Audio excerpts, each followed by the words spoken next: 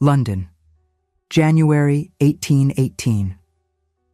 The laundry room of St. Agatha Workhouse in Southwark reeked of lye soap and desperation, steam rising from iron tubs like the breath of forgotten souls. Grace Marlowe stood at the third washboard from the window, her hands raw and reddened from 14 hours of scrubbing garments that would never belong to her, for people who would never see her face. At 21 years of age, she had spent nearly every conscious moment of her life within these gray stone walls, invisible to the world beyond. The water scalded her fingers, but Grace had learned long ago not to flinch. Pain was a luxury she could not afford to acknowledge. Around her, 12 other women worked in silence, their backs bent in identical postures of defeat. This was the rhythm of her existence, the only life she had ever known. No family had come for her. No benefactor had noticed her. She was, as Mistress Grimsby, the workhouse directress, often reminded her, too quiet and too plain to be worth anyone's notice or charity. It was then that the morning routine shattered in a most unexpected manner. The heavy oak door to the laundry swung open with unusual force. Grace glanced up from her washboard to see Mistress Grimsby herself entering, her gray bombazine gown rustling with agitation. Behind her walked a man so utterly foreign to this place that several women stopped their scrubbing entirely. He was tall, perhaps 40 years of age, dressed in a coat of superfine wool, the deep blue of midnight, his cravat tied with such precision it seemed almost a rebuke to their squalor. His eyes, dark and intense, swept the room with the systematic efficiency of someone accustomed to taking inventory of a vast estate. "Continue your work," Mistress Grimsby snapped at the staring women. Her voice carried its usual sharp edge, but Grace detected something else beneath it. Fear, perhaps, or calculation. The gentleman did not speak immediately. Instead, he withdrew a piece of faded fabric from his coat pocket. Grace's heart stuttered in her chest. She knew that fabric. It was the only possession she had brought with her into this world, or so she had been told by the woman who had died when Grace was barely 8 years old, the woman she had called Nurse Betty, though she knew not if that was truly her name or role. "I am seeking a young woman," the gentleman said, his voice cultured and commanding. She would be approximately 21 years of age. She was brought here as an infant in 1797. This, he held up the fabric, was wrapped around her when she arrived. Grace's hands stilled in the wash water. The embroidered letters on that scrap of cloth had been her only comfort during countless sleepless nights. G.M. The directress had told her they meant nothing, that some seamstress had merely marked her work. But Grace had spent hours tracing those letters with her fingertips, imagining they stood for something more. Mistress Grimsby's expression transformed into a mask of calculated concern. "I am afraid, my lord, that we keep impeccable records, and I have no papers regarding any infant arriving in that year bearing such an item." The girl's name would have been Grace Marlowe, the gentleman continued, his gaze sharp. Her father was Thomas Marlowe of Hampshire. The room seemed to contract around Grace. Marlowe. That was her surname then. She had always been simply Grace, no family name to claim, no lineage to trace. Her fingers trembled against the washboard. "We have no one by that name in our registry," Mistress Grimsby insisted. But her eyes, Grace noticed, flickered briefly in her direction before darting away. The gentleman's jaw tightened. He strode forward, his polished boots clicking against the wet stone floor with each deliberate step. "Perhaps your records are incomplete. Perhaps you might inquire among the women here assembled." It was a command, not a request. Mistress Grimsby's hands clenched in the folds of her gown. "That would be most irregular, my lord. These women are here to work, not to be questioned about matters of which they have no knowledge." But the gentleman had already turned his attention to the women at the washboards. His gaze moved from face to face, methodical and searching. When his eyes reached Grace, they stopped. For a long moment, neither of them moved. Grace felt as though she were being examined, not merely with sight but with some deeper faculty, as though he could perceive the very essence of her being. "You," he said quietly. "What is your name?" Grace's throat had gone dry. She had been trained since childhood not to speak unless spoken to directly, and even then to keep her words brief and deferential. But something in this man's voice compelled honesty. "Grace, my lord." "Grace what?" She hesitated. "I have no surname, my lord. I am only Grace." The gentleman's expression shifted, something fierce and sorrowful crossing his features. "How long have you been in this workhouse?" "All my life, my lord. Since I was an infant, or so I have been told." "You were never adopted? Never claimed by family?" "No, my lord." He took 3 steps closer. Grace could now see the lines at the corners of his eyes, marks of both age and what appeared to be long-carried grief. "Do you know anything of your origins? Anything at all?" Grace glanced at Mistress Grimsby, whose face had gone pale as chalk. The directress gave the smallest shake of her head, a warning. But Grace had spent 21 years being warned, being silenced, being told she was nothing and no one. Some part of her, the part that had secretly taught herself arithmetic from a tattered copy of the Young Merchant's Guide she had found in the rubbish, the part that had memorized the patterns of Mistress Grimsby's fraudulent bookkeeping, that part refused to be silenced any longer. "I had a piece of cloth once," she said softly. "It was taken from me when I was 8 years old. Mistress Grimsby said it was too fine for someone like me to possess. It had letters embroidered on it. G and M. The gentleman's hand opened, revealing the very fabric Grace had just described. The morning light streaming through the high windows caught the faded silk, illuminating the delicate stitches that formed those 2 precious letters. Grace's breath caught in her throat. "This cloth?" "Yes, my lord." "Then you are Grace Marlowe," he said, his voice suddenly thick with emotion. "Daughter of Thomas Marlowe, who was a gentleman of Hampshire and one of the dearest friends I ever had the privilege to know." The laundry room erupted in whispers. Mistress Grimsby stepped forward, her composure cracking. "This is quite impossible. The girl has no documentation, no proof of such lineage. She is a foundling, nothing more." "She is documented," the gentleman countered, producing a sheaf of papers from his coat. "I have here the marriage certificate of Thomas Marlowe to Sarah Patterson, dated May 17th, 1796. I have the baptismal record of Grace Marlowe, born April 3rd, 1797, at the parish church in Basingstoke. And I have," his voice hardened, "Thomas Marlowe's will, in which he left a trust fund of £1,500 for his daughter's care, to be administered by a Mistress Patterson of Hampshire, should anything befall him." Grace felt the world tilting beneath her feet. She gripped the edge of the washboard to steady herself. A father. She had a father who had left her something, who had thought of her, who had cared enough to provide for her future. "Mistress Patterson died in 1799, the gentleman continued. "The infant Grace was sent to this workhouse in her stead. But it appears," his gaze cut to Mistress Grimsby like a blade, "that proper papers were never filed, that the trust fund was never claimed, that this young woman has been kept in illegal servitude for 21 years. The silence that followed was absolute.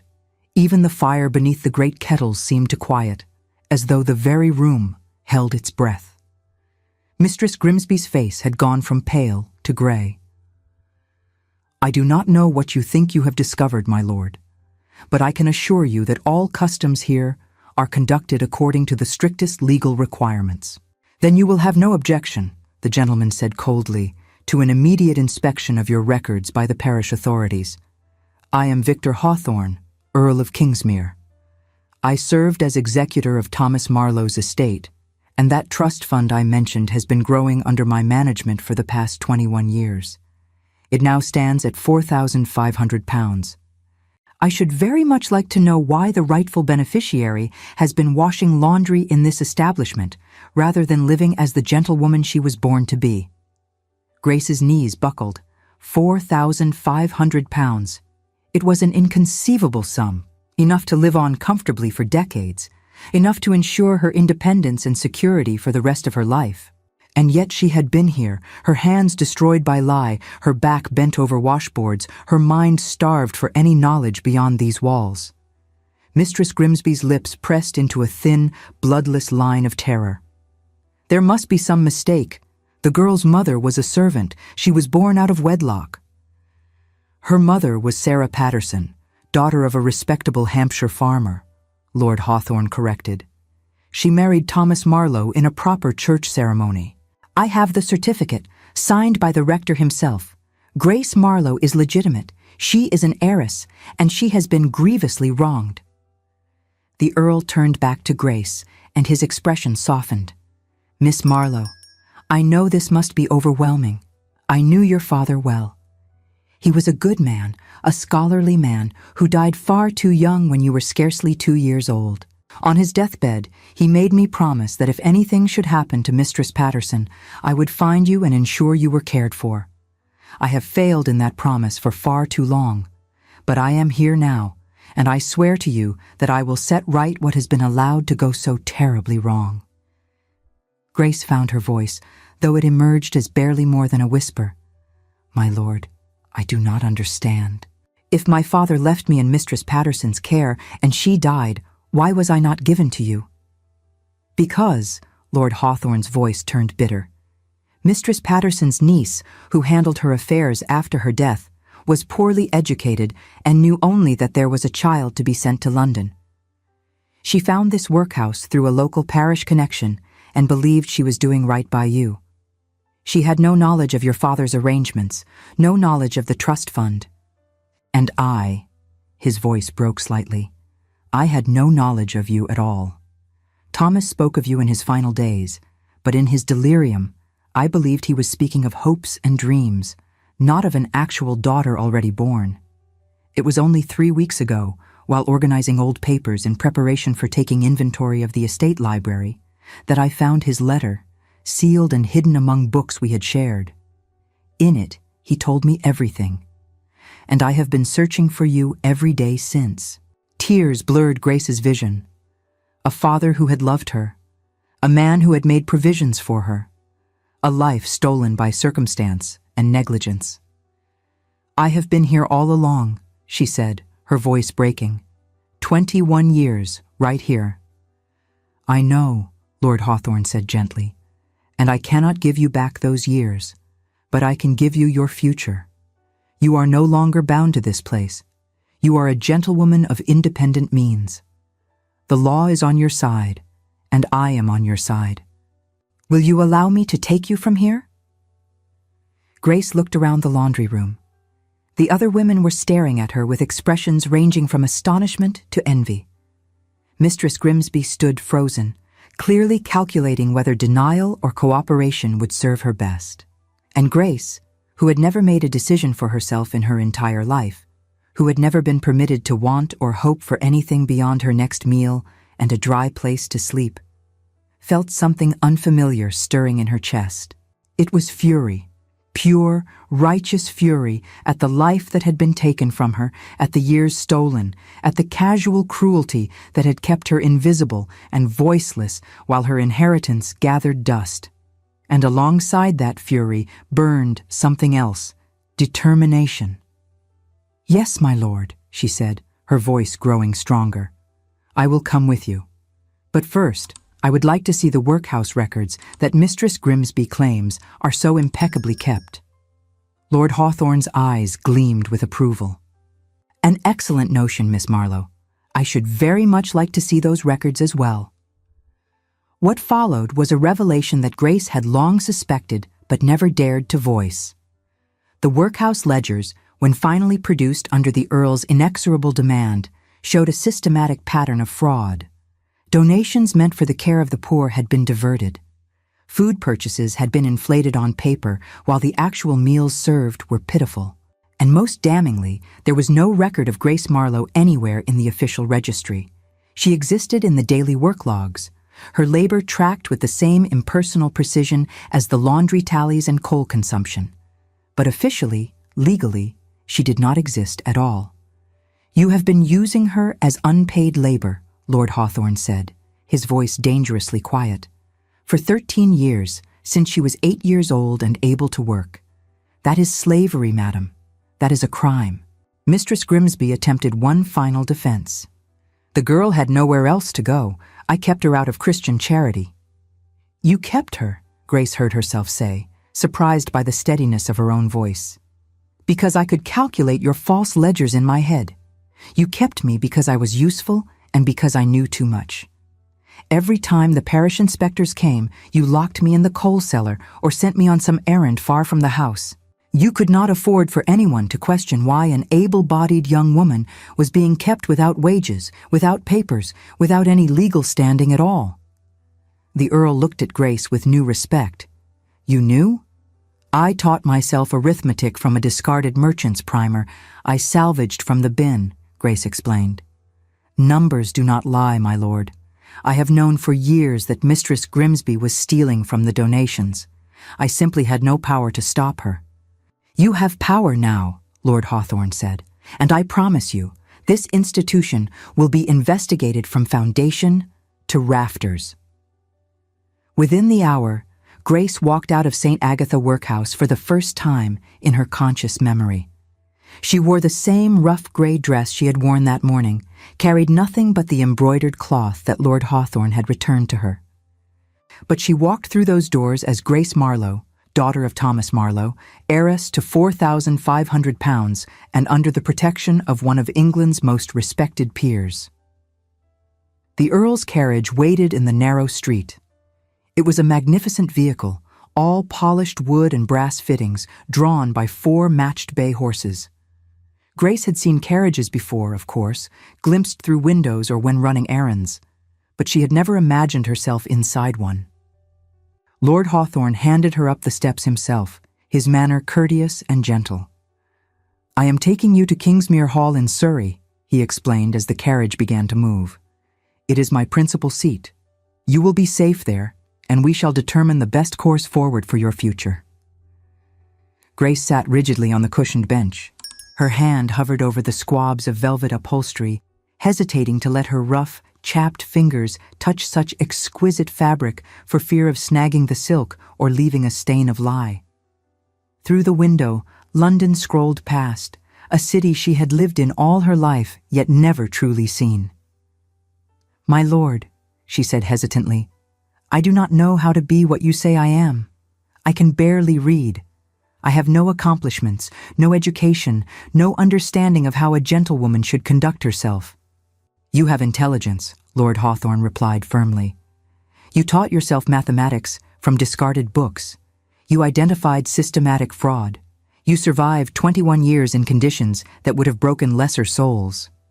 Those accomplishments, Miss Marlowe, are worth more than 100 watercolor paintings or Italian arias. But I do not know how to manage money, how to make investments, how to protect myself from those who might take advantage." "Then I will teach you," the Earl said simply. "Thomas asked me to care for you. I failed him once. I will not fail him again. And more than that," his voice softened, "you have a right to understand your own inheritance, to make your own decisions. Too many women are kept deliberately ignorant of financial matters, left vulnerable to the whims of fathers and husbands. You will not be one of them." The journey to Surrey took several hours. Grace spent much of it in silence, watching the landscape transform from London's crowded streets to rolling countryside. Lord Hawthorne did not press her for conversation, seemingly content to allow her time to process the extraordinary upheaval of her morning. Occasionally, he would point out landmarks or comment on the estates they passed, his voice gentle and undemanding. "That property belongs to the Marquis of Aldridge," he said at one point, gesturing to a vast estate visible in the distance. "He is a reasonable man, though his countess can be rather particular about propriety. You will likely meet them eventually." Grace nodded, unable to imagine herself in the same social sphere as a marquess and his countess. The very notion seemed absurd. Yet here she sat in an earl's carriage, wearing a borrowed pelisse, being spoken to as though she were a gentlewoman of standing rather than a workhouse laborer. The weight of what had happened pressed upon her chest. Just this morning, she had woken in the dormitory where she had slept for 21 years. She had eaten the same thin gruel she always ate. She had walked to the laundry expecting another day identical to all the days before. And now, everything had changed. Her entire understanding of who she was and where she belonged had been overturned in the span of a few hours. "My lord," she said hesitantly, "may I ask what my father was like?" Lord Hawthorne's expression softened. "Thomas was one of the kindest men I ever knew. We met at Oxford, though he was there on scholarship rather than family wealth. He had a brilliant mind for mathematics and philosophy. We spent countless hours in debate, solving problems, discussing the great questions of existence. After university, he inherited a small property in Hampshire from a distant relation. It was not grand, but it was his, and he worked tirelessly to improve it." "And my mother?"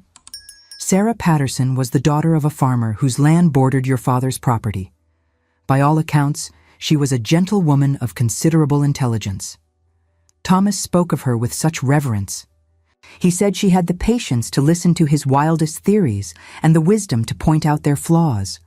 Their marriage was a love match, which was somewhat unusual for his modest position. Many expected him to marry for money to improve his prospects. But Thomas valued happiness over wealth. Grace absorbed this information, building a picture in her mind of the parents she had never known. How did they die? "Your mother died of childbed fever just weeks after you were born," Lord Hawthorne said quietly. Thomas was devastated. He engaged Mistress Patterson, Sarah's aunt, to care for you while he struggled to manage both his grief and his estate. He threw himself into his work, determined to build something substantial to leave to you. But he contracted typhus in 1899, when you were scarcely 2 years old. I was with him at the end. He made me promise to ensure you were cared for, to see that you had every opportunity he could provide. I failed that promise, Grace. I thought he was delirious, speaking of hopes rather than realities. I did not know you existed until I found his letter." "You could not have known," Grace said softly, "and you have found me now. That is what matters." "It has been 21 years, he said, his voice heavy with regret.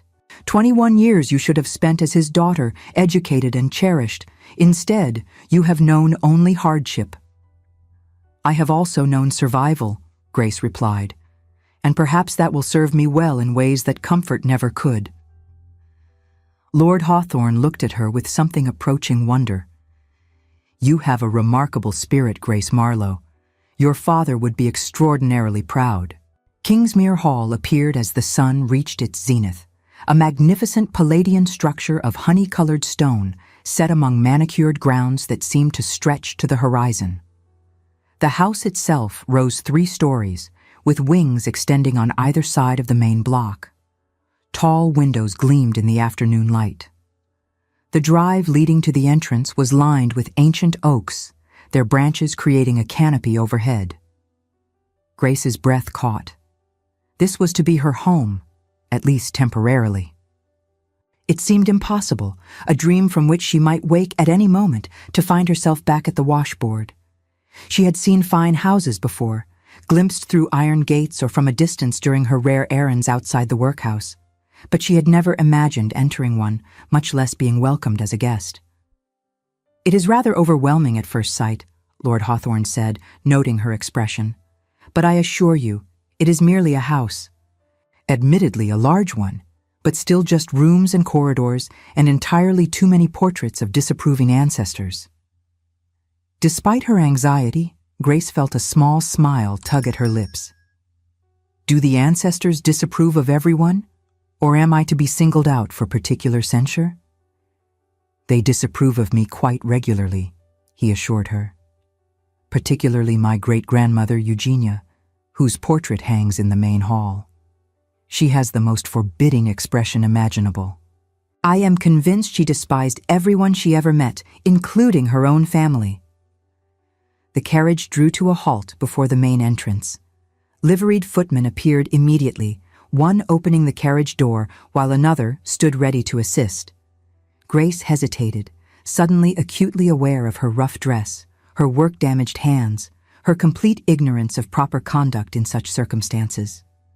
Lord Hawthorne descended first, then turned to offer his hand. "There is nothing to fear," he said quietly, for her ears alone. "You belong here as much as anyone. More, perhaps, for you have earned your place through your own strength rather than simply being born to it." The household staff had clearly been warned to expect a guest, but their reactions to Grace's appearance ranged from carefully concealed shock to poorly hidden pity. She could well imagine what she looked like: too thin, her hands ruined by labor, her dress more suitable for a scullery maid than a gentlewoman. The housekeeper, a stern-faced woman of perhaps 50 years named Mistress Havering, stepped forward with admirable efficiency. "Welcome to Kingsmere Hall, Miss Marlowe," she said, her voice professionally courteous. "His lordship has instructed that you are to be given every comfort and courtesy." "Thank you, Mistress Havering," Grace managed, though her voice came out barely above a whisper. Lord Hawthorne spoke with quiet authority. "Mistress Havering, Miss Marlowe will require an entire new wardrobe, suitable for a gentlewoman of her station. Send to London for Madame Beaumont immediately. She is to provide everything necessary, sparing no expense." "Very good, my lord, and I have prepared the rose guest chamber as you instructed." "Excellent. Grace," he turned to her, "you must be exhausted. Mistress Havering will show you to your chamber. Rest this afternoon. Take time to accustom yourself to your new surroundings. We shall speak more this evening at dinner, if you feel equal to it. If not, a tray can be sent to your room." Grace nodded, grateful for his thoughtfulness. "Thank you, my lord." She was led up a sweeping staircase, the steps covered in a runner so thick and soft that her feet seemed to sink into it.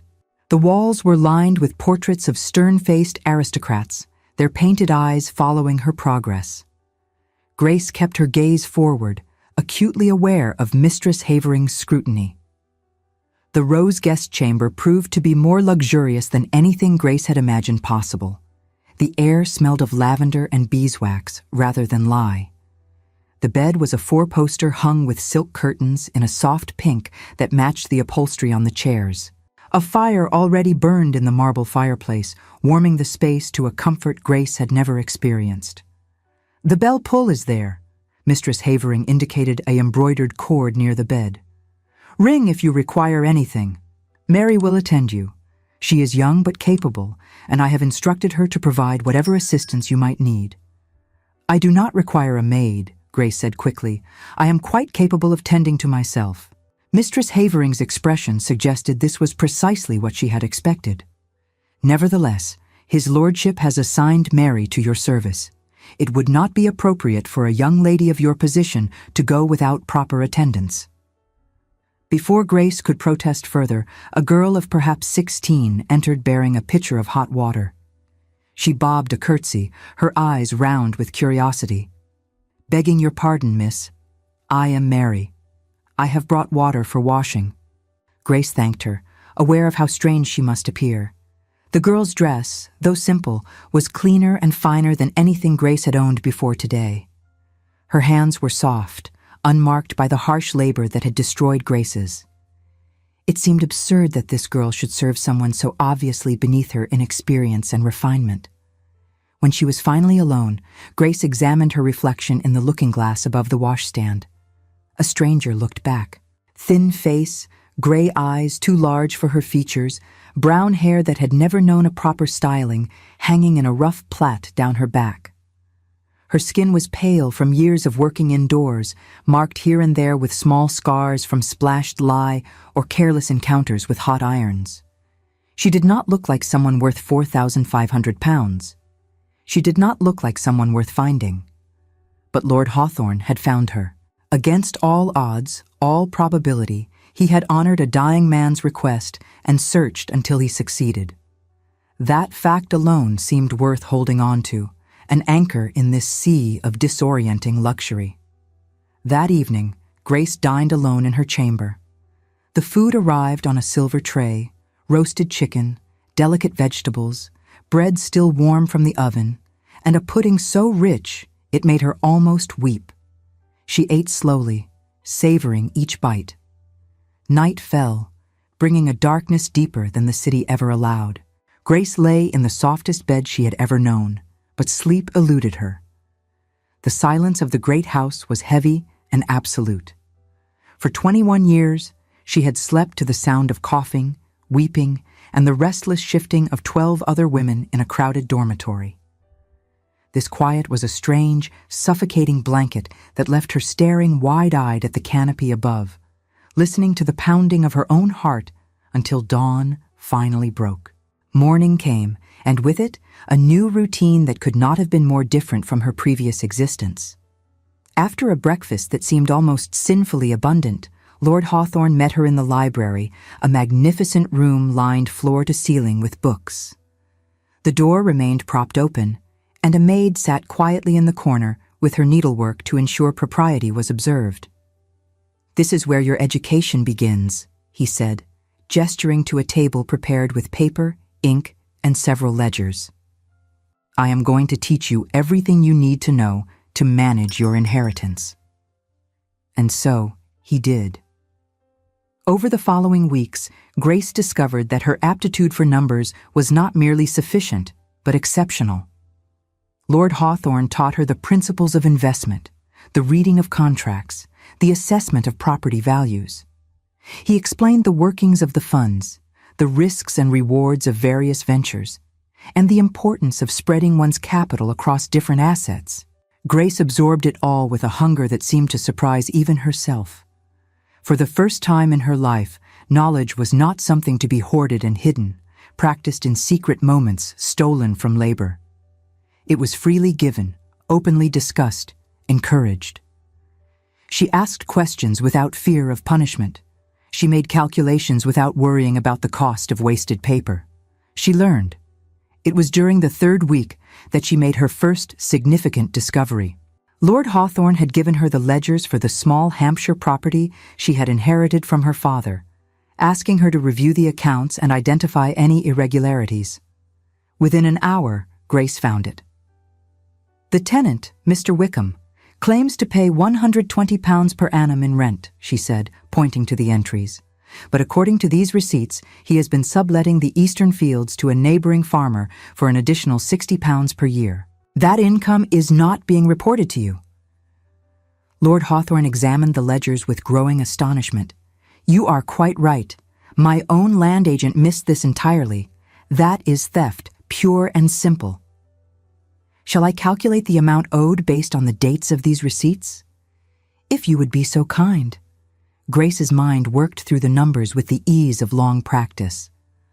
Over the past 5 years, Mr. Wickham has diverted £300 that rightfully belonged to my father's estate. With compound interest calculated at 5% per annum, the total owed is £368 and 15 shillings. Lord Hawthorne sat back in his chair, studying her with an expression she could not quite decipher. "Miss Marlowe, you are extraordinary." Grace felt heat rise to her cheeks. "I merely did the arithmetic, my lord." "You did far more than arithmetic. You identified a pattern of fraud, calculated the losses, and determined the proper remedy. That requires not just mathematical skill, but analytical thinking and attention to detail. These are rare gifts." "I had much practice finding patterns at the workhouse," Grace said quietly. "It was a matter of survival, knowing what was happening even when I could not speak of it." The Earl's expression darkened. "The parish investigation into St. Agatha's is proceeding. Mistress Grimsby has been arrested. The evidence you provided regarding the fraudulent bookkeeping was instrumental." "Good," Grace said, and was surprised by the vehemence in her own voice. "She destroyed lives through her greed. How many children suffered because she stole the money meant for their care?" "Too many," Lord Hawthorne agreed. "But thanks to your testimony, her crimes will not go unpunished. The workhouse is being reorganized under new management, and several other children have been discovered who, like you, were being kept in illegal circumstances." They returned to their lessons. As the weeks turned into months, Grace's education expanded beyond financial matters. Lord Hawthorne hired a tutor to improve her reading, which was rudimentary at best. A dancing master was brought in, though Grace protested that she had no need of such accomplishments. "You may not need them for managing your money," the Earl said gently, "but you will need them for navigating society.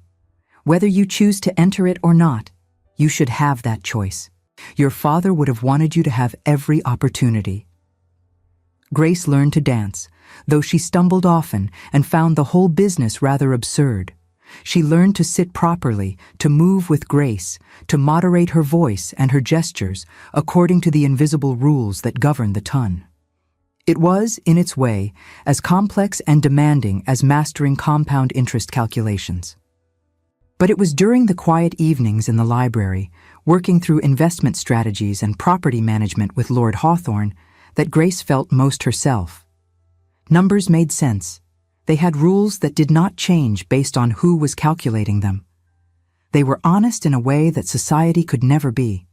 She also began to notice Lord Hawthorne himself, not merely as her benefactor and teacher, but as a man. He was 42 years old, she knew, a widower for 12 years. His wife had died in childbirth, the baby dying with her, and by all accounts he had never recovered from the loss.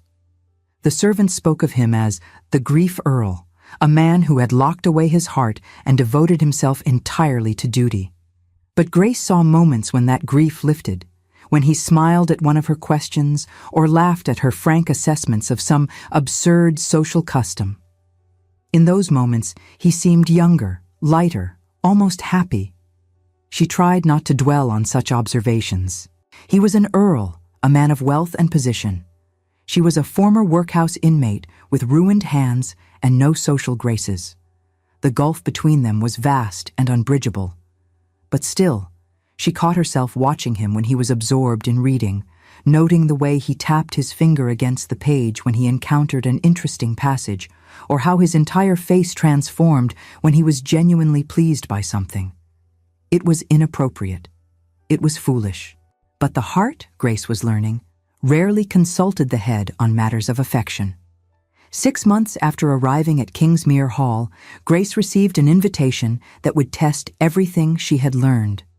Lady Minerva Hartwell, a neighboring gentlewoman of impeccable social standing, was hosting a dinner party. Lord Hawthorne, as a respected member of the local gentry, was invited, and he had requested that Grace be included as well. "It will be your formal introduction to society," he explained. "Lady Minerva is a reasonable woman, not given to excessive scandal-mongering. If she accepts you, others will follow." Grace's stomach twisted with anxiety. "My lord, I do not know if I am ready for such an examination." "You are more than ready," he said firmly. "You are intelligent, well-spoken, and in possession of a considerable fortune. Those facts alone guarantee you a measure of respect. The rest will follow from your own character." The evening of the dinner arrived with all the inexorable certainty of fate. Grace dressed in one of her new gowns, a pale blue silk that Madame Beaumont had assured her was perfectly appropriate for a dinner party. The modiste had arrived from London 3 weeks prior with an assistant and what seemed like endless bolts of fabric, taking Grace's measurements with professional efficiency and creating a wardrobe suitable for a gentlewoman of independent means. The transformation had been startling. Grace now owned morning dresses and afternoon dresses, evening gowns and walking costumes, pelisses and spencers, bonnets and gloves. She had more clothing than she had ever imagined possible, each piece more luxurious than anything she had touched in her previous life. Mary had dressed her hair in an elegant style, drawing it up with pins and allowing a few artful curls to frame her face. Grace barely recognized herself in the mirror. She looked almost presentable, though her hands still showed the marks of her former life. No amount of cream could completely erase the scars and roughness left by 21 years of harsh labor. The carriage ride to Hartwell Manor was brief, but felt interminable. Grace sat rigidly on the cushioned bench, her hands folded in her lap, acutely aware of every bump in the road. Lord Hawthorne, sitting across from her, seemed to sense her nervousness. "Remember," he said quietly, "you owe these people nothing. You are attending as a courtesy, not as a supplicant. Your worth is not determined by their approval. You are a gentlewoman of independent fortune, the daughter of a respected man, and you have demonstrated intelligence and capability that would impress any reasonable person. Easy to say, my lord, when you have always had approval, when you have never been the object of speculation and whispered gossip. He was quiet for a moment. I lost my wife and child 12 years ago. For years after, I was pitied, avoided, treated as though grief were contagious. I know what it is to be marked as different, to feel eyes upon you weighing your adequacy, finding you wanting or broken. It is never easy. But you are stronger than you realize, Grace. You have survived things that would have destroyed others. A dinner party is nothing compared to what you have already endured. Grace found unexpected comfort in his words. She had not considered that someone of his station might understand feeling out of place, being judged and found wanting. Thank you, my lord. You are most welcome, and Grace, I will be there throughout the evening. If anyone makes you uncomfortable, you need only catch my eye. We can always plead fatigue or previous engagement and leave early. Hartwell Manor blazed with candlelight as they approached, a substantial country house of red brick with white columns flanking the entrance. Carriages lined the drive, discharging guests in evening finery. Grace swallowed hard, fighting the urge to ask Lord Hawthorne to turn around, to take her back to Kingsmere where she felt safe. But she had not survived the hardships of St. Agatha's by being a coward. She would face this test as she had faced everything else, with whatever courage she could muster. They were announced at the entrance to the drawing room. Lord Hawthorne, Earl of Kingsmere, Miss Grace Marlowe. The assembled company turned as one to examine her with the frank curiosity of those who believed themselves entitled to judge. Grace felt the weight of their scrutiny like a physical thing. There were perhaps 20 guests in total, ranging from elderly dowagers in turbans and jewels to young couples barely older than Grace herself. All were dressed in the finest evening attire, the ladies in silks and satins, the gentlemen in impeccably tailored coats and pristine cravats. Lady Minerva Hartwell proved to be a handsome woman of perhaps 50 years, with keen hazel eyes and a direct manner that suggested she tolerated no foolishness. She came forward immediately, her bearing regal but not unkind. "Lord Hawthorne, how delightful to see you," she said, extending her hand. "And this must be Miss Marlowe. My dear, you are most welcome to my home. His lordship has told me of your remarkable story." Grace curtsied, grateful that the dance master's endless lessons had trained her body to move properly, even when her mind felt paralyzed with anxiety. "You are very kind, Lady Minerva. Thank you for including me in your gathering." "Not kind, my dear. Curious. It is not every day that a young woman of fortune appears from nowhere, particularly one with such an unusual history. But come, you must meet my other guests. I am sure they are all agog to make your acquaintance." The introductions that followed were a blur of names and titles. Sir Edmund Carstairs and his wife, Lady Carstairs. Mr. and Mistress Wentworth. The Honourable Miss Sophronia Talbot and her brother Mr. Jameson Talbot. Lord and Lady Haverstoke. And most memorably, Lady Honoria Vexley, a sharp-faced woman of indeterminate age who examined Grace with the cold assessment of someone appraising livestock at market. Grace curtsied and murmured appropriate responses to each introduction, acutely aware of the speculation in every pair of eyes. She could practically hear their thoughts. Where had she come from? Was her fortune legitimate? What was her connection to Lord Hawthorne? Was there some impropriety in their arrangement? It was Lady Honoria who delivered the evening's first true challenge. After the initial introductions were complete and the guests had begun to circulate with glasses of sherry, she approached Grace with a smile that did not reach her eyes. "How fascinating," Lady Honoria said, her voice carrying clearly across the drawing room. "To discover oneself an heiress after so many years of poverty. One might almost call it a fairy tale, though of course," she added with a smile that did not reach her eyes, "fairy tales are rarely quite what they seem." The room went silent, Grace felt every gaze upon her, waiting to see how she would respond to this veiled attack. She could feel her heart pounding, her palms growing damp. But she had not endured the cruelty of the workhouse by being unable to read hostility or defend herself. "Indeed, Lady Honoria," Grace said calmly. "Fairy tales typically involve magic and wishes. My situation involved fraud, negligence, and theft. I would not call those things fantastic at all. They are, sadly, all too common in our world." A slight smile tugged at Lady Minerva's lips. "Well said, Miss Marlowe."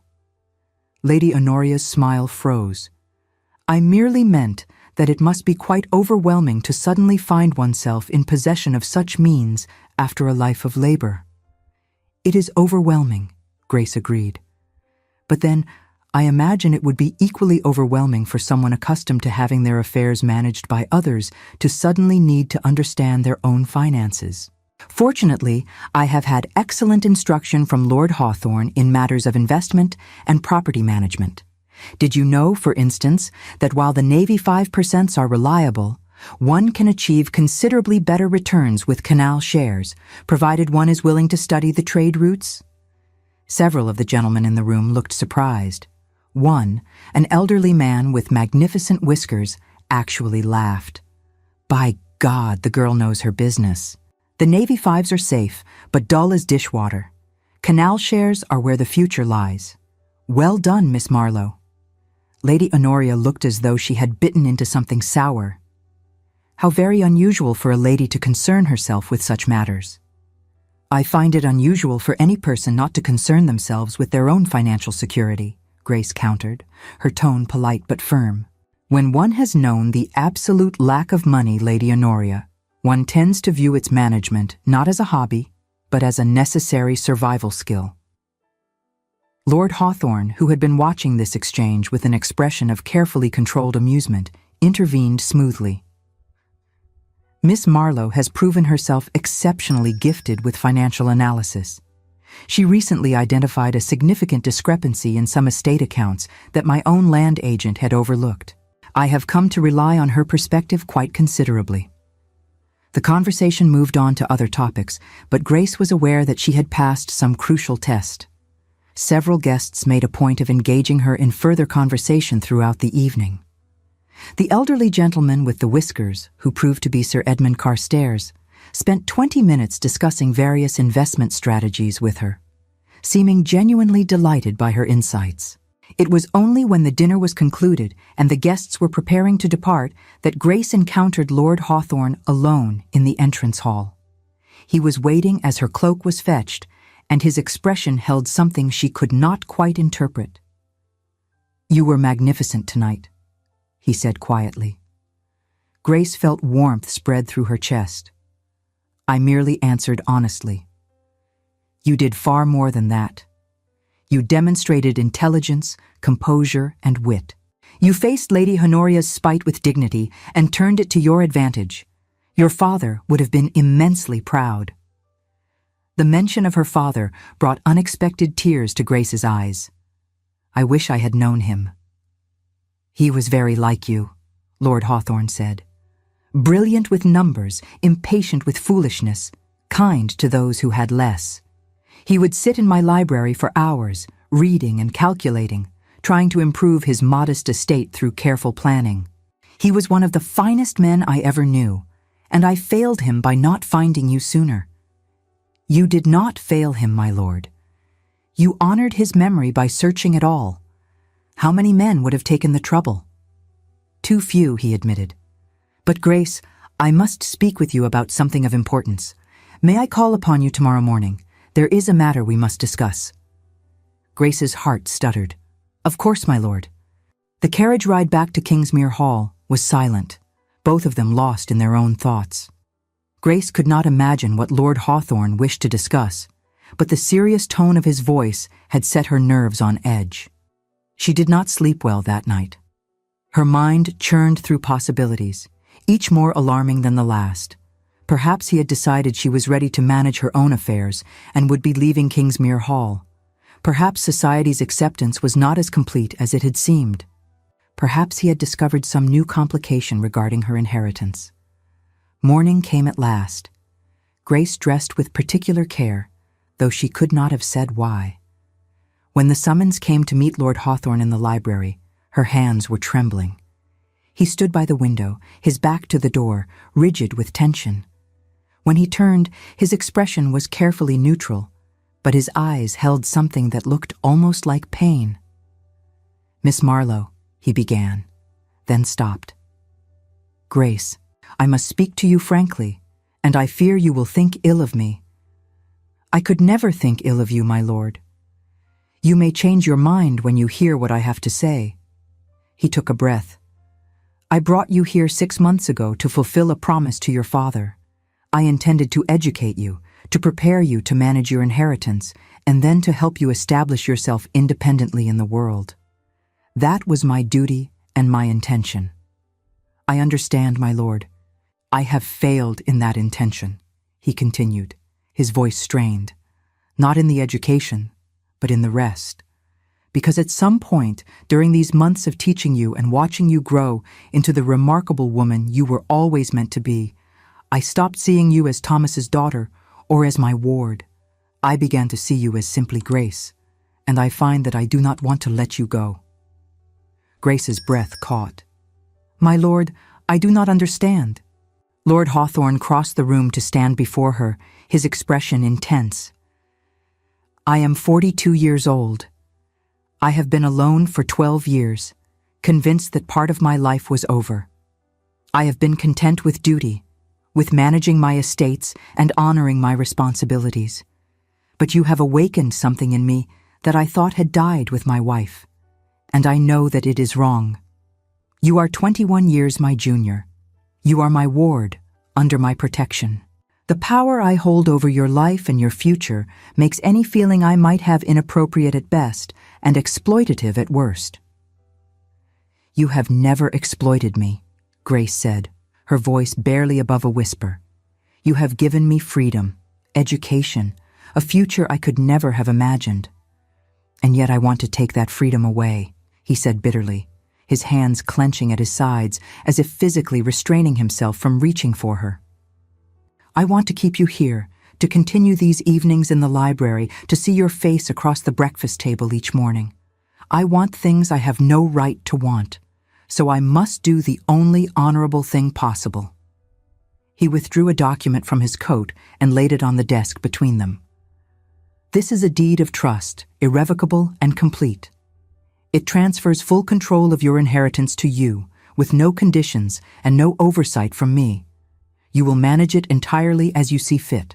Additionally, I have arranged for you to take possession of Marlowe Cottage, your father's property in Hampshire. It has been renovated and is ready for occupancy.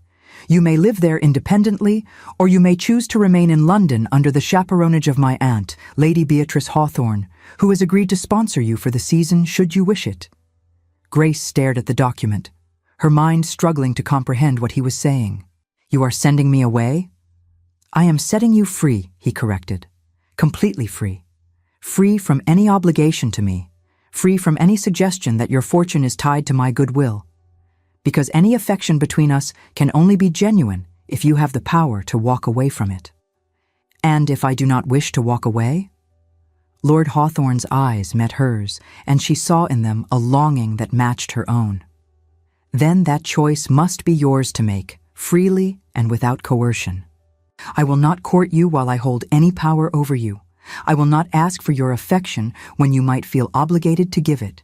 I care for you too deeply to risk such a thing."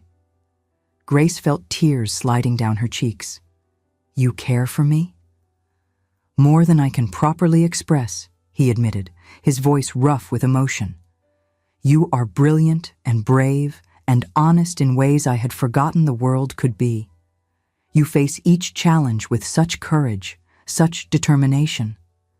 You took 21 years of hardship and transformed it into strength. I find myself in awe of you. And," his voice dropped to barely a whisper, "I find myself falling in love with you.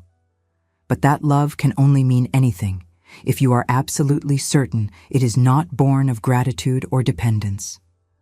Grace crossed to the desk and picked up the document. The legal language was complex, but its meaning was clear. He was giving her everything, asking nothing in return, removing himself from any position of authority over her life. It was the most profound gift anyone had ever given her. "How long must we be apart?" she asked. "As long as you need to be certain of your own heart. 6 months, a year, however long it takes for you to build a life that is entirely your own. And then, if you still wish it, I will court you properly. I will seek your father's blessing at his graveside. I will do everything correctly, with no shadow of impropriety." Grace set down the document and looked at the man before her. He was offering her freedom, independence, the ability to choose her own path without any obligation. It was what every woman should have, what so few ever received. "You are wrong about one thing, my lord," she said softly. "What is that?" "You said any feeling between us could only be genuine if I had the power to walk away. But I have always had that power. From the moment you found me in that workhouse, you gave me choices. You asked my consent. You taught me to value my own opinion. You never demanded anything of me that I did not freely give. So when I say that I care for you, that these months have been the happiest of my life, that the thought of leaving here fills me with sorrow, you must believe that I speak from my own heart, not from obligation."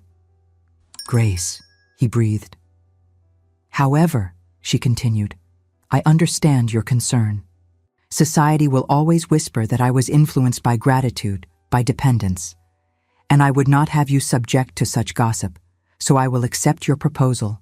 I will take possession of Marlowe Cottage. I will learn to manage my affairs entirely independently. And when I have done so, when I can prove to the world and to myself that I am capable of standing alone, then I will choose you. Not because you found me, but because you are worth choosing." Lord Hawthorne reached out and gently brushed a tear from her cheek. "You are remarkable." "I learned from an excellent teacher," she replied. The following week, Grace departed for Hampshire accompanied by Lord Hawthorne's aunt, Lady Beatrice Hawthorne, who had agreed to serve as chaperone and companion. Lady Beatrice proved to be a formidable woman in her 60s, with silver hair, piercing blue eyes, and a forthright manner that Grace found unexpectedly refreshing after months of careful social maneuvering. "My nephew tells me you have a brilliant head for accounts," Lady Beatrice said as their carriage rolled through the Hampshire countryside. "Unusual for a woman, but then your entire situation is unusual. I suppose we must make the best of it." "I will endeavor not to disappoint your expectations, my lady," Grace replied carefully. "Oh, I expect you to be entirely irregular and scandalous," Lady Beatrice said cheerfully. "A workhouse girl who taught herself mathematics and discovered her own inheritance? You could hardly be more shocking if you tried. But Victor assures me you are both intelligent and honorable, which are the only qualities that truly matter. The rest is merely society's nonsense, and I have lived too long to be overly concerned with society's opinions." Grace found herself warming to the older woman. "You do not mind being associated with someone of questionable background?" "My dear child, I am a widow of independent means with no children to scandalize and a fortune substantial enough that society must tolerate my eccentricities. I can befriend whomever I please. Besides, I find your story fascinating. To survive such circumstances and emerge with your intellect intact speaks to remarkable character. That is far more impressive than being born to the right family and accomplishing nothing of note." Marlowe Cottage came into view as the afternoon sun cast long shadows across the fields. Grace leaned forward, eager for her first glimpse of the property that had belonged to her father. It was a charming house of mellow brick, 2 stories tall with a slate roof and climbing roses framing the entrance. Not grand by aristocratic standards, but substantial and well-maintained. The grounds extended to include several acres of productive land, a small stable, and a walled garden visible behind the main house. "It is beautiful," Grace whispered. "Your father was very proud of it," Lady Beatrice said gently. "Victor told me Thomas worked tirelessly to improve the property. He wanted to leave you something of value, something that would provide for your future. He succeeded, I think. The house had been prepared for their arrival. The housekeeper, Mistress Davison, a capable woman of middle years, greeted them at the door and provided a tour of the premises. The main floor consisted of a drawing room, a dining parlor, a library that had clearly been Thomas Marlowe's domain, and a morning room with windows overlooking the garden. The upper floor held 4 bedchambers, each modestly but comfortably furnished. The servants' quarters were in the attic, and the kitchen, still room, and various service areas occupied the ground floor. Grace found herself drawn immediately to the library. The shelves were filled with books on mathematics, philosophy, agriculture, and classical literature. A large desk dominated one corner, its surface scarred with the marks of years of use. Papers were still stacked neatly, as though Thomas Marlowe might return at any moment to continue his work. "He spent most of his time in this room," Lady Beatrice said, following Grace inside. "Victor told me your father was happiest when surrounded by his books and calculations. He was working on a treatise about improved agricultural methods when he died. It was never finished." Grace ran her fingers along the desk's worn surface, imagining the father she had never known sitting here, working by candlelight, thinking of the daughter he hoped would someday inherit all he had built. The loss of what might have been struck her with unexpected force. She might have grown up here, learned at his knee, discussed philosophy and mathematics with him. Instead, she had scrubbed laundry in a workhouse while his books gathered dust. "I will finish it," she said quietly. "Finish what, my dear?" "His treatise. If his notes are here, I will complete his work. It is the least I can do to honor his memory." Lady Beatrice smiled. "I think you and I shall get along admirably, Grace Marlowe." The following days established a routine. Grace rose early and immediately set about learning everything about her property. She reviewed all the accounts going back 5 years, identifying every income source and expenditure. She met personally with each of the 3 tenant farmers who worked her land, asking detailed questions about their crops, their methods, their challenges. She inspected the fields, the fences, the irrigation systems. The tenants were initially wary, unaccustomed to dealing with a female landowner, particularly one so young. But Grace's intelligent questions and genuine interest in their work gradually won their respect. She discovered that the main tenant, Mr. Edmund Wickham, had indeed been subletting the eastern fields without reporting the income. When she confronted him with the evidence, backed by meticulous calculations, he had little choice but to acknowledge his deception. "You owe this estate £368 and 15 shillings, Grace informed him in her new study, her voice steady despite her nervousness at this confrontation. "I have calculated the amount based on the receipts I discovered and the rent you should have been paying for the past 5 years. Mr. Wickham, a ruddy-faced man of 40, blustered and protested. "That is a considerable sum, Miss Marlowe. I have not the ready funds to pay such an amount immediately." "Then we shall establish a payment plan," Grace said calmly. "You will pay the back rent in quarterly payments over the next 2 years. Additionally, I am raising your rent going forward to reflect the full value of the land you are working, including the eastern fields. If you find these terms unacceptable, I will seek a new tenant." "Quarterly payments," Mr. Wickham scoffed, trying to regain his footing. "You think you can just dictate terms? Your figures are likely wrong anyway."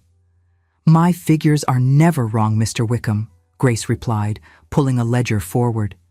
She dipped her pen in ink and performed the calculation for the interest on the unpaid rent in front of him, her hand moving with practiced speed. She turned the page around so he could see. "Here is the sum. Do you wish to dispute the arithmetic?" The farmer stared at the page, then at her, his expression shifting from bluster to grudging respect. "You have a sharp head for business, miss. Too sharp by half for a young lady." "I have a fair head for arithmetic, Mr. Wickham, and a strong disinclination to be cheated. Do we have an agreement?" "Aye, miss, we have an agreement." After he left, Grace sat at her desk, her hands trembling slightly with the aftermath of confrontation. But she had done it. She had identified the fraud, calculated the losses, and negotiated a resolution. All on her own, without appealing to Lord Hawthorne or any other male authority. The sense of accomplishment was profound. Within 3 months, Grace had transformed the management of her small estate. She implemented several of her father's agricultural improvements that she had found in his notes. She renegotiated contracts with suppliers to reduce costs. She invested in better fencing that would increase the land's long-term value. The estate's annual income rose steadily, and Grace maintained detailed records of every transaction. But it was her decision to establish the Marlowe School for Forgotten Children that truly demonstrated her independence and her commitment to ensuring others would not suffer as she had.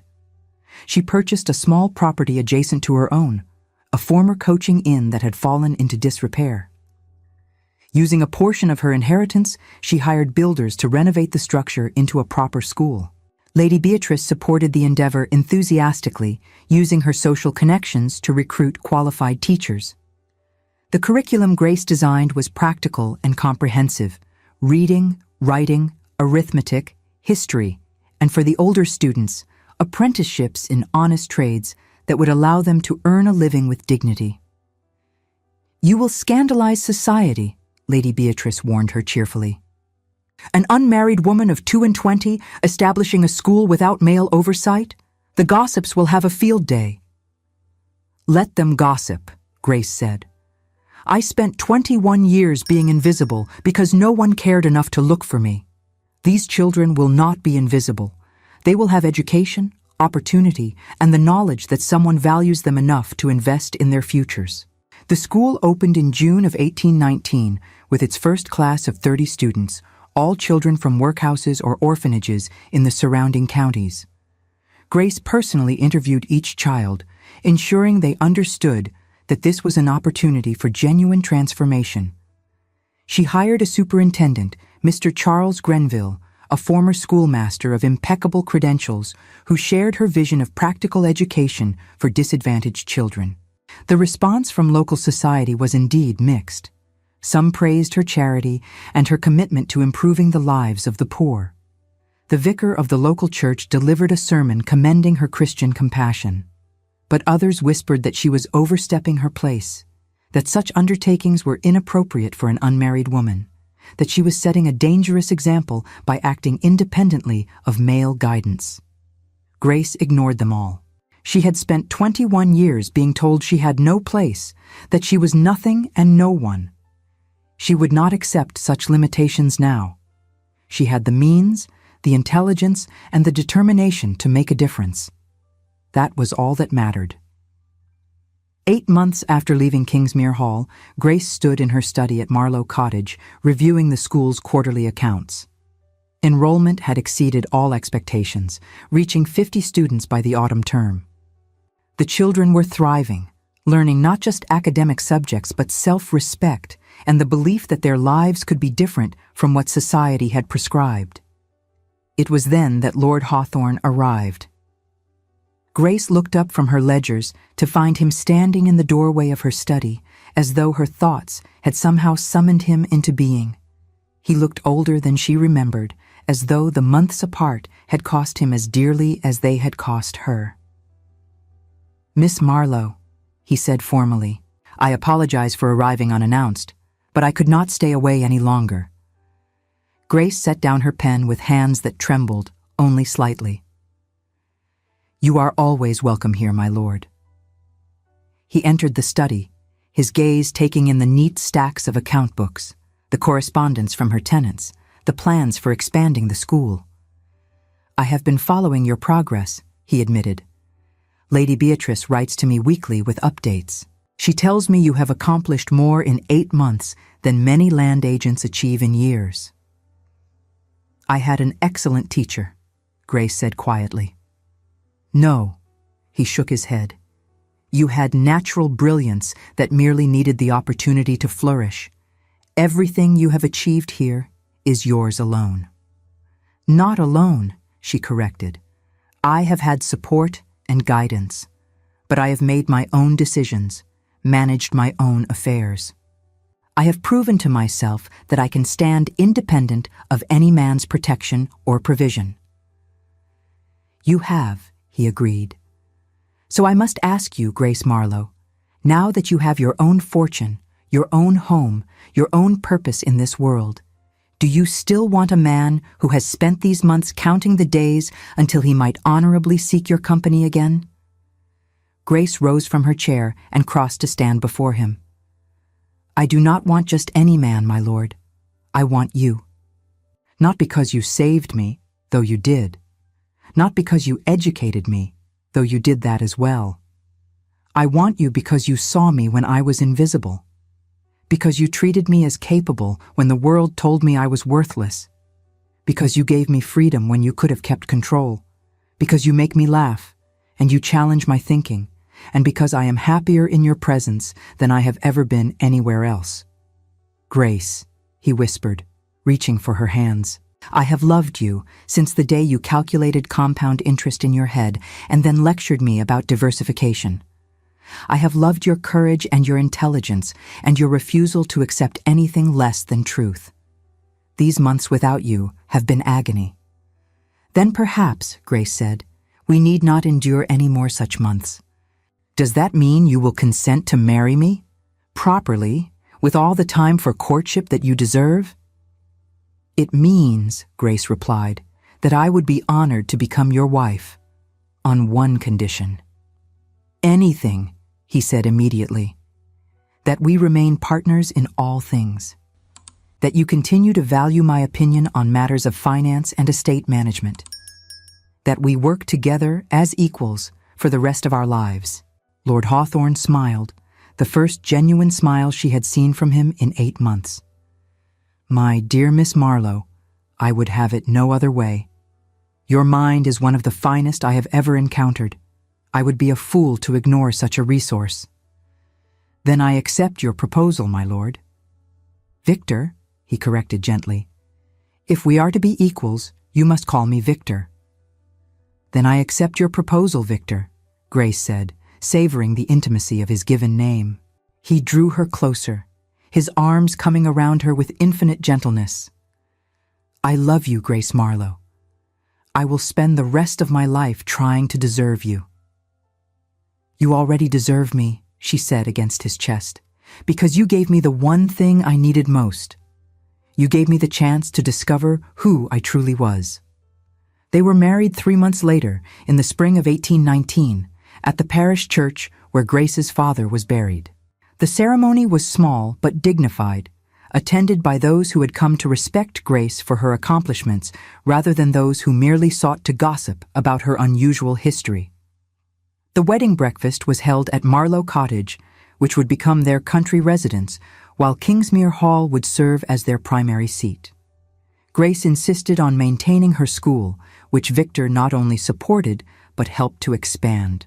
His connections and influence opened doors that might otherwise have remained closed, while her management and vision ensured that the institution thrived. 2 years after their marriage, Grace sat in the library at Kingsmere Hall, their son Thomas asleep in a cradle by her feet while she reviewed the quarterly accounts for the school. Enrollment had grown to 120 students. They had established a scholarship fund that would support the education of impoverished children in perpetuity. And Grace had published, under a carefully chosen pseudonym, a manual titled Practical Accounting for Women, which had caused considerable scandal, but had also sold remarkably well. Victor entered the library and paused to watch her work, a smile playing at his lips. "You look remarkably fierce when you are calculating compound interest." Grace looked up and returned his smile. "I am determining whether we can afford to expand the school again. The waiting list grows longer each month." "We can afford whatever you deem necessary," Victor said, settling into the chair beside her. "Between your management of our properties and the returns from your investments, we are considerably more prosperous than when we married. Then I believe we should purchase the Ashby property adjacent to the school. It would allow us to double our capacity and add workshops for the apprenticeships." "An excellent notion. Draft a proposal, and I will review it." Grace set aside her ledgers and reached for her husband's hand. "Do you ever regret it? Marrying someone so thoroughly unsuitable for your station?" Victor raised her hand to his lips. "Every single day, I regret that I did not find you sooner. But marry you? Never. You are the finest thing that has ever happened to me. You gave me back my life, Grace. You reminded me that there was more to existence than duty and grief." "And you gave me mine," she replied softly. 21 years forgotten. And then you walked through that door and saw me." Their son stirred in his cradle, making the small sounds that presaged waking. Grace rose to lift him, cradling him against her chest.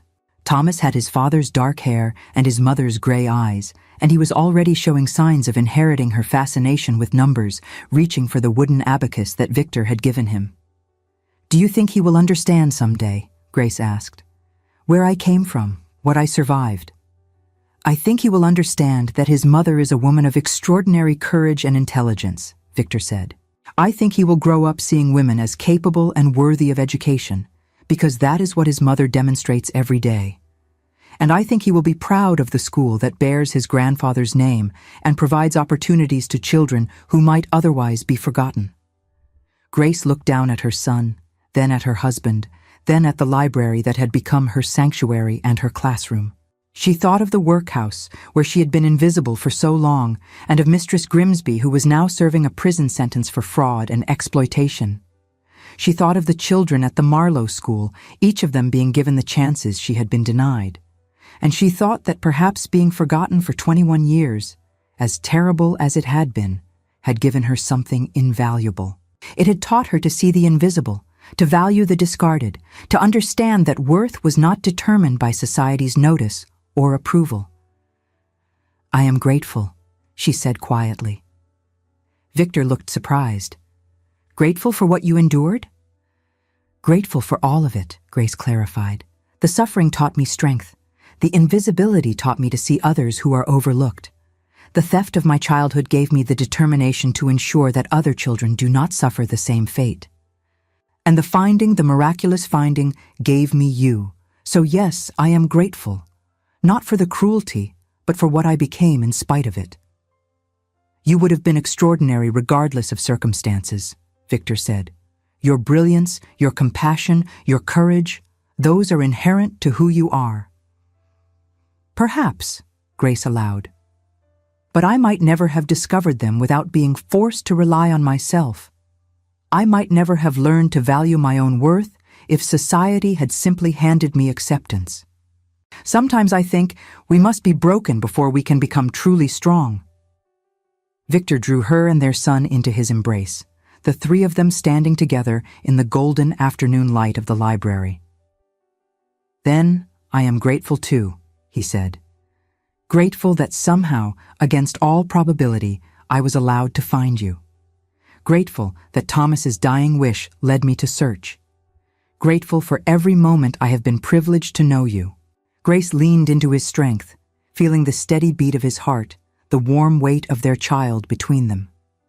She thought of the girl she had been, standing at a washboard in a Southwark workhouse, invisible and forgotten. And she thought of the woman she had become, managing estates and educating children, and loving this good man who had seen her when no one else could. The journey from that workhouse to this library had been impossible, improbable, extraordinary. But she had made it, not through fairy tale magic or wishful thinking, but through intelligence and courage and the incredible fortune of being found by someone who valued those qualities. She had been forgotten for 21 years, but she would spend the rest of her life ensuring that no child would be forgotten again. That was her purpose, her mission, her way of transforming suffering into meaning. And standing in her husband's arms, her son sleeping peacefully between them, Grace Marlowe knew that she had found exactly where she belonged. Thank you so much for staying with us until the end. If this story of resilience, love, and second chances touched your heart, please like, subscribe, and share with someone who needs to hear it. Your support helps us continue creating stories of courage, redemption, and hope.